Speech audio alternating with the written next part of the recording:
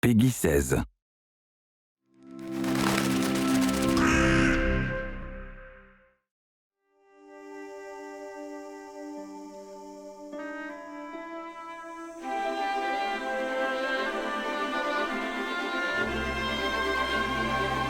What do you remember ultimately in a game? Do you remember when you've killed a certain number of enemies, or do you remember the storyline and moving through the whole story with those characters?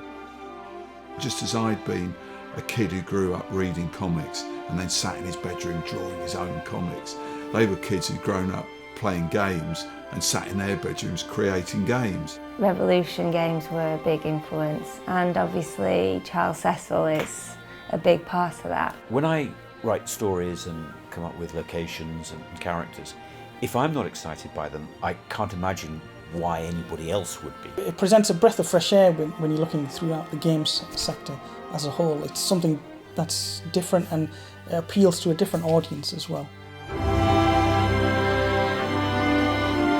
We all knew that we had a good game. I don't think we realised possibly how good it was. It got amazing reviews. It won the Golden Joystick that year. It came out to really, I think, pretty universal critical acclaim.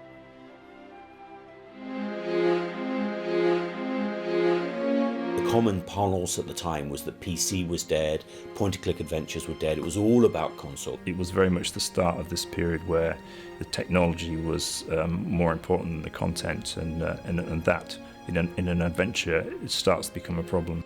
There was this dread that if we fail, what do we do next, because we're putting everything into this. Within this industry, you live and die by the last game that you've worked on. It was the best team for putting together adventure games, and to have to disband that team was a great shame and a very sad thing indeed. I just felt quite devastated because I didn't see myself leaving Revolution. Without your audience, you have nothing. We had a profound respect and gratitude for our audience. They talked about our project, and it was their project. It was all of our project. It was absolutely about a collaboration. It starts with the story.